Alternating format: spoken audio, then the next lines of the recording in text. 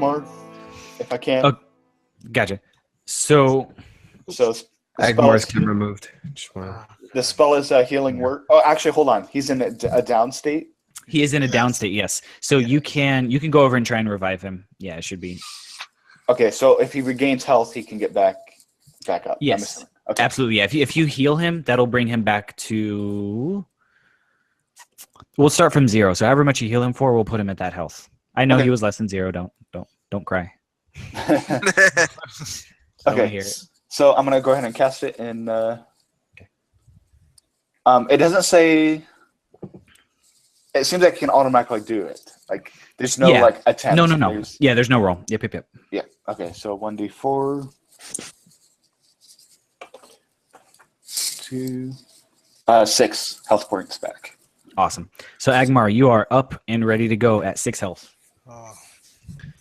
So as you are healing him, and Agmar, you're getting back up and kind of brushing the dust off now that you're conscious once again. I'm assuming attention is then refocused back to the door that you guys were initially heading to, out of which another undead is walking out. He, however, instead of moving towards the group, is actually moving off to the right. So if you guys are facing the open door, he's just moving straight off to the right and kind of shuffling/running, trying to get away as best he can. I just want to see whether or not the zombie could talk or anything like that. That's what I was going to say. I tried to talk to him. What do you say? I say I want to try and contact the zombie, call out to him, see what he does. The zombie does not respond. The zombie keeps moving. Do any of you have any skills or anything like this? So, like, can we capture the zombie? Is this a thing, or? Are they human? So I have animal friendship, but I don't have it prepared. I can't use it. By the way, I don't know I- that animal friendship would work on a zombie anyway. I pick up my javelin. Well, it says beast. You pick up your javelin. Great for you. I get some rope. I tie the zombie down. Oh. And so I did want to make this clear. I'm not a completely useless druid. I do have I do have animal friendship, but Oh, you're useless. Oh, what? but I didn't have it prepared, so I couldn't actually cast it. Yeah. So I do have druid spells. I just wasn't ready for it. Sure you do. Yeah, sure. We're going to go ahead and continue, and we're going to say that your healing spell brought him back. He just needs a few minutes to kind of recuperate and get himself back up and to rejoin the party. Okay, so so you see, Brodo, you went ahead and tied up that zombie, that undead walker. Its sole focus is just trying to run just directly away from this door. Is there anything on the zombie that is of interest? Clothes-wise, what does it look like? It's just the body, some kind of plain clothes. It's this guy wasn't buried super long ago, but the other two look like they had been there a lot longer. This one looks maybe a little more recent, but that's the extent. Not freshly dead. This is an old zombie. Yeah, he's been here a little while. Is Yeah, it trying to bite me at all? No, not in the slightest. Not even a little bit hostile. Can it walk on its own if I drag it with me? If you drag it with you, Yes. If I free its legs and I basically tie it to follow me, will it? No. As soon as you give it any kind of freedom, it uses all of its energy to continue moving directly away from the door. However you position it, it's always directly away from that door. Got you. Yeah, then at this point I don't see any benefit. I mean, we've got all the information that we needed out of the zombie pretty much. Okay. Yeah, because at this point, the zombies, it doesn't matter. We're not an enemy. Getting out of the place, at least for these couple of few zombies, is the... So, actually, Zach, if I stop it from leaving, does it try and attack me or no? No. It is complete. Yeah, it's as if you're not even there. It's just completely 100% focused on trying to get away.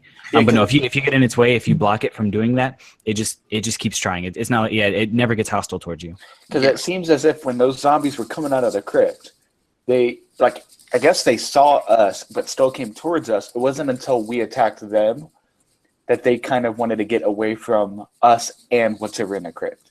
So it doesn't seem like they see us as a threat. They see. I don't whatever's- see it. I don't think they see us at all. I think they're just trying to leave. Like they don't see us at all. Yeah, because at this point, if its main focus, I've tied it down. You know what I mean? I've impeded its way. I am somehow an enemy. We attacked the original zombies before they were able to do anything else. And so at that point, these zombies, their only focus is to get out. We're wasting time just attacking them at this point. I say let's leave the zombies and keep heading down towards the crypt and see if Yeah, exactly. Yeah, I agree. The real evil, whatever is going on here, until this wizard comes, because he's taken like a long time at this point. You know what I mean? Like whenever this wizard comes, the real evil is inside. So I say these zombies are darkness, but I feel like something else is controlling them. So we should go get to the bottom of this and continue down the crypt. I agree. There's something powerful down there. I inspect the zombie though, just to see if there are any clues or anything. Nothing that you can determine. Yeah, Okay. it's your run of the mill dead guy. Yeah, Jay says he's still waiting to come back, so it's no problem. So okay, are you guys heading toward? I guess what is your action? Are you trying to head down into the door? Yep. Yeah. Okay. So upon getting to the door, you see that there's a stairway down. As you're approaching the door, and I'm assuming you go in and walk down the stairs. I'm dragging Agmar behind me by his feet. He's empty. How wide is the kind of pathway down the crypt? It is you'd say just wide enough for like a little more than one person. You can't walk side by side. So 2 halflings. Probably. So we should determine who's going down first. Sam Adams. Adrims? Sam Adrams. Oh, I thought that was a spell error. Yeah, don't get it No. wrong. Jeez. Sam Adrams. Dwarven Lager. Thank you very much. Did you say I am very proud of my heritage. I am a dwarf, a very proud hill dwarf. I am dragging Agmar by his feet, so he is tagging along with us. All right. I'll take the last position. I am very strong and proud dwarf. So you jack him. Are you guys going down the stairway? Yeah. I am walking down the stairway with my my holy symbol, which is in fact a beer mug that has scriptures on it, and I am drinking Nice. as I'm walking down the stairway because that's what I do after battle. I drink. I like it. So as you guys are heading down the stairs, you see a couple more of the undead walkers. Basically trying to get out, and assuming you guys don't perform any actions, they basically just try and slip past you in the hallway and keep going out there. As the other ones, their main focus is just getting out of here. As they're walking by us, I try to say, "Hey, how's it going? You having a good day? Yeah, have a good day, guys." But there's no reaction to what you guys are doing to it. Go with In any way, Paladin, in any way, do these feel evil Yes, to you, halfling. or don't call me halfling? Call me Frodo Flippin' Bangins, thank you. But Okay, halfling. whatever. See if I save you. The only one I like out of this point is the monk and whatever. Anyway, I have no quarrels with you, halfling. oh, you keep on calling me halfling, you will. What would you want me to call you by? Frodo Flipping Baggins, that's what. Sense any evil out of Can I sense any evil? Can I sense anything out of him, Zach? You're not getting any kind of evil vibes. Not that this is a foolproof, works every time type of system you have going on, but from what you can tell, and just kind of gut instinct, they You're being controlled and- they genuinely seem scared, and they're just trying to get away. Yeah, you're not sensing any evil. Brodo, I should say no. you're not sensing any evil from the guys running past you. Right. Brodo, no, I do not sense an evil. I think we should just let them be and Yeah, let's continue keep on down. going. You obviously overreacted when you first saw them to begin with, so whatever. It's what I do. It's darkness. Wasted, I don't Bring the know. light It was impulse. to darkness.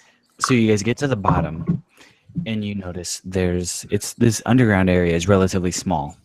It's maybe we'll call it 50 feet to the end. Along either side of you, there are coffins At this point, they've all been opened and they're all empty. There are anybody's that might have been there. As far as you can tell, as far as you would guess, they have all climbed out and taken off. But at the end of the hall, there is a door, and just before the door, there is there's a stand on either side of that door with a small kind of like a chest or a box on either side of the store. Oh, You know, when we Okay. take breaks, maybe that thing should take a pause. Guys, I don't make the rules. Well, I guess that's what I mean. Yeah. So there was a chaos roll. We're never getting through this. We're never getting out of this crypt. It's gonna be Yeah, chaos right. roll after chaos roll. you wanted that time. The end, whatever. You know what I mean? It was Once again, literally you- just chaos. You hear a familiar, loud crack. Varys, Okay. you are feeling unusually arrow-proof. Is the term we'll use. You feel like nothing could harm you. Like very dexterous. Yeah, like any minor scrapes or scuffs you had before, don't bother you. They are no longer harming you, and they actually healed up. You're feeling essentially as if you could walk through anything unscathed. You could not take any damage. And for the next 4 minutes, you do not take any damage. You are invincible. Wait, who is invincible? Varys, for the next 4 minutes. The druid? But nobody knows this, right? Just I feel this like. You are the only one who notices this, correct? All right, guys. I think I've got this feeling. Maybe I think I should push first. Okay, well, let's keep either on way. going. You don't. Whoa! You don't think I've got this inclination. I think I can be number one. I can push through. We got this. I'm confident. We got this. I love it. Very well. See- Go ahead. see- You know, I really don't care. So, like, if you really want to before I get hurt, sure, why not? So So- I take position number one. I yell Leroy Jenkins, and I lead the way. Lead the way. I like it. So, so you guys move up to the end of the hall. No problem, no issue. Again, there's kind of the box on the pedestals on either side of the door, and then there's the door itself, which is closed.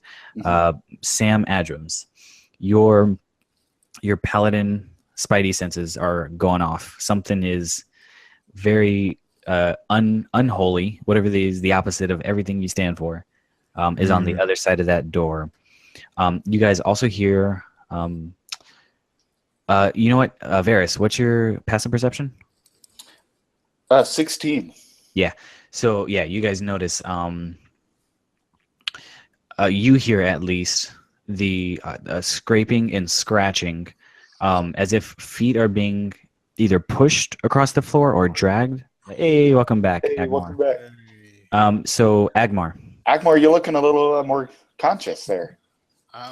I stopped dragging Agmar by his feet. Finally wakes up.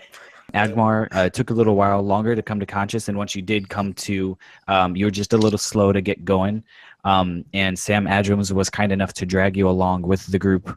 You are now back. My feet. Yeah, by your feet. Yeah, down a set of stairs, through the door, down the stairs, and down the hall. All right, I'm gonna start going for the door, and I'm gonna go ahead and open it. Sure. So you open the door, no problem.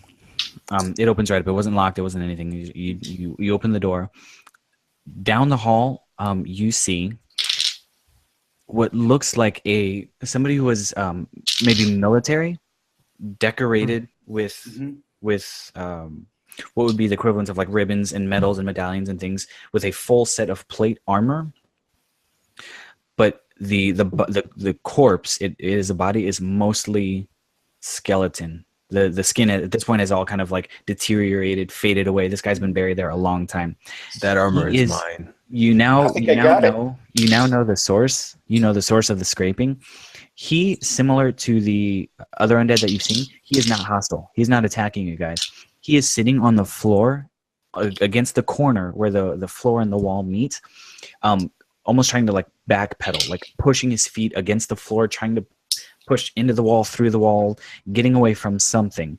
The one thing that really differentiates him from the other undead that you notice now, he has an amulet around his neck, and it is shiny, it is bright, it is new, and it appears to be causing him a significant amount of pain. He grasps at it and tries to take it off. Every time he touches it with his hands, it burns him, and his hands kind of jerk back. But he's trying everything he can to get away from this amulet. But he is as determined to get away from it as all of the other zombies were that have been fleeing, that have run past you so far. Okay. So Do I sense anything else in the room? The evil feels like it's coming either from him or from the amulets. You're welcome to guess based on that however you like, but it's coming from that direction. Okay.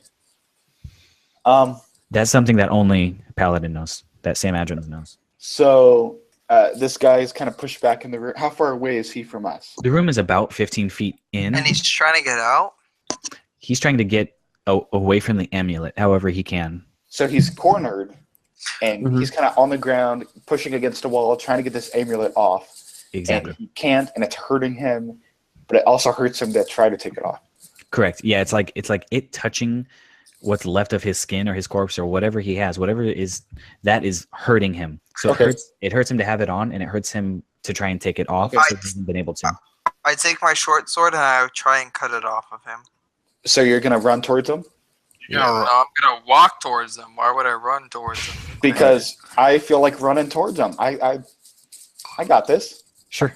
I feel powerful. Never mind. If you want to, I'm not saying I'm running towards him. I'm saying I feel confident. Like you should be running towards him. Like I'm telling you.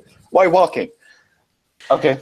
So Brodo, describe your action. You're trying to do what? You're trying to take the amulet off of him? Cut it off of him. Yeah. Okay. Describe that a little more, because are you trying to hit him? Are you going to cut him open to get the thing off? Or you just... I try and cut the necklace off of him. If it's causing him that much pain and I see something shiny and stuff like that, but if it's causing him pain, I don't want to try and touch it myself. I want to try and cut it off and see if it's something that I could cut off. Okay. So I'm assuming you are you trying to like wiggle your sword underneath it and pull, or is it like a overhead swack? Correct. Okay, gotcha. I try and in a sense try and pry it off. Is this a necklace in where I could fit my sword into like its inner rings or something like that? Yeah. It's kind of loops, large loops. Yeah, and so I try and fit my sword in one of those large loops and try and break it apart in a sense. Sure. As soon as your sword touches the amulet, you jerk back, almost as if you were shocked or jolted. It doesn't do any damage, but it's at the second that it made contact, you jerk back. Well, Druid, your turn. I gotta turn the volume down. Another chaos roll? Yeah, I might need to modify the. Goodness. The time. This is madness. So what was your reaction to that? Oh, to what he did? Him no, I meant Brodo. Like, do you have any? Do I have any other action? You mean?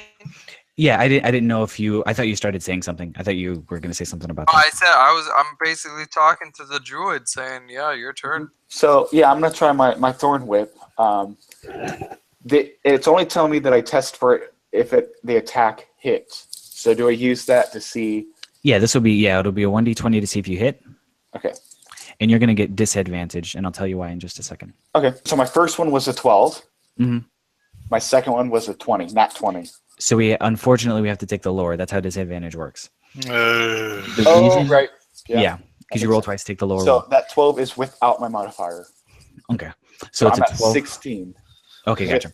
With modifier. So here's how that plays out. Okay. Is you begin casting, and as you're releasing the spell, you hear that familiar old loud crack, and there's a tremor in the ground. The ground shakes beneath you violently. Just one big shove. Not another bear. And I just need you all to make dexterity rolls to see if you stand or if you fall. Oh no! Is that a 20? Nat 20, you stand up. Roll 1d20. So anybody who got above a 10 after dexterity modifier, you remain standing. Did anybody end up with below a 10? Yeah, I got a 7. You got a 7? So you fall to the ground. Fortunately, you don't take any damage, and because we're not in combat, there's no issues. You can basically just stand back up. It just knocked you down. I mean, it was a nice massage. You know what I mean? So In combat, that could have been worse, but fortunately, you're not in combat. So with your Vine Whip, however, it does lash out. Even with a 16, it was successful in that you didn't hit him, you didn't do any damage to him, and you did go to your intended target. However, similarly, the Vine Whip that shoots out hits the amulet, kind of recoils quickly, and then dissipates. Okay, yeah. The amulet is still on him. Can I try to touch him? You certainly can try. Yeah. Is that what you do? So I want to flip him upside down so the necklace just slides off his neck. So you're gonna try and hold him. Okay. You're gonna lift him up by Yeah. his legs, essentially, and Yeah, I'm not going to touch the necklace. I'm just going to hold him by his legs and just flip him upside down. okay. My only complaint there is that he's a human and you're a dwarf. He's a what? I'm sorry. He's a human. So even with your Agmar's gotta help strength, yeah, you're gonna need some help. You're not tall enough to really hold him up by his legs. Okay, I can Grab do him by his that. waist. Do I? I can do that. I can hold him up by his legs. I'm like 6'3". So is there a different way you want to try and do that before we move to somebody else? Because Agmar can do that. He's half orc, so he's tall enough if he wants to try and make a strength roll. Do you want to modify that action to try and still accomplish the same thing? Still grab him by the legs, but instead of holding him up, I would just swing him to the left so that he just swings the necklace off him. Okay. Go ahead and make a strength check. That's an 18. All right, that is successful. Matt, did you have a question real quick? Yeah, how much time has passed? Is Okay, it past 4 minutes? since you started, no, not yet. Okay, because I totally forgot. I felt. Yeah. Okay. All of this so far has probably only been about a minute and a half. Okay. It's not been a whole lot of time. Yeah. Okay. 'Cause you basically walked in and then tried a couple of things. So, okay. So you successfully pick him up, swing him around, and I want to give you a point of inspiration because that's pretty terrific. Just picturing a dwarf swinging a dead guy around to launch an amulet off of his neck. The amulet flies off of his head and basically lands over in the corner. As soon as the amulet falls off of his neck, he basically goes limp. He is no longer struggling. He's no longer he's not trying to get away. He is back to being just a corpse. He is a dead guy once again. I take his plate armor. Is it better than what I have on? a man after my own heart. You're a paladin. Yes, but his armor is very. Let me take the undead's armor because that's better than mine. Hashtag paladin.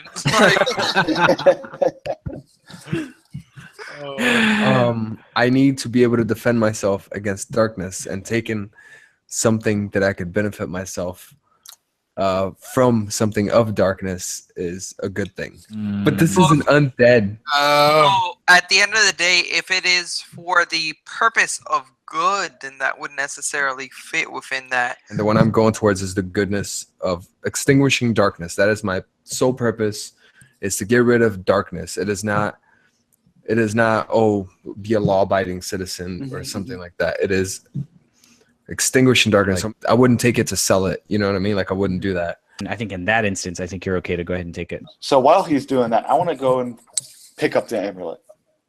Because I still feel that, like, if I'm not mistaken, I still feel like I'm invincible. I like this. You go to take the amulet, and when you reach out and touch it, almost like the air was being sucked out very quickly out of the room. But it's more, it's very focused on your touch, your interaction with the amulet. As you touch it, you lose that feeling of invincibility that you had before. Okay. But at the same time, How invincible you were. the magic of the amulet seems like it drained out, almost like your invincibility countered the magic, the effects of the amulet. They balanced each other out and shattered each other. Okay. So it doesn't appear anymore to have like a magical feature to it. Correct. It's no longer magical. So was it reacting to just being touching an undead at that point in time? It was a cursed item before, and his invincibility went ahead and resolved that issue. Okay. So it's no longer cursed. Text, yeah. It is correct. It is no longer cursed. You can touch it. You can hold it. You can whatever you want.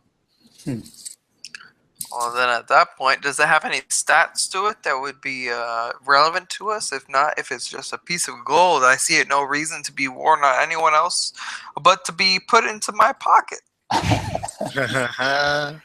Amulets do not inherently give any stats unless they're magical. This one does not. However, there's large loops at the main focal point, the part that theoretically would be hanging in front of your chest. There is a decent-sized ruby right there, a fairly valuable gem.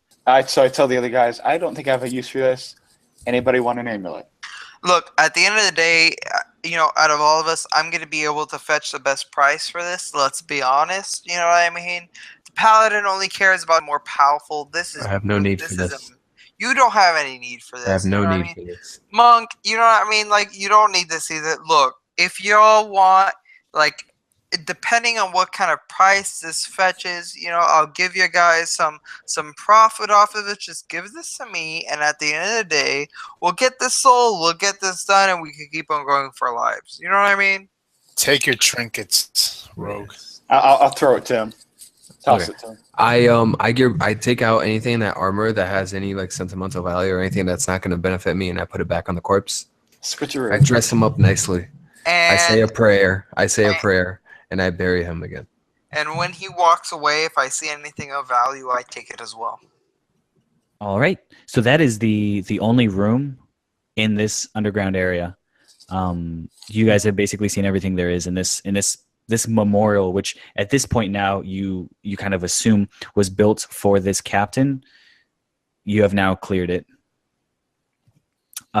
So really all there is to do, unless there's anything else you want to do down here, is probably just return to the surface. There's no other rooms or anything else down here. Well, maybe we should show the amulet to the wizard. Can I see if there's a name? Can I get a name for this captain or whoever it was that was buried down here? Do we have like any information that we can get? Outside of the entrance of the door, there was a plate with you're assuming his name and some of his credentials that was kind of inscribed outside the door. You'd have to go back out to see that. All right. So I say I think we should just head out. I don't see anything else in here unless anyone can see something.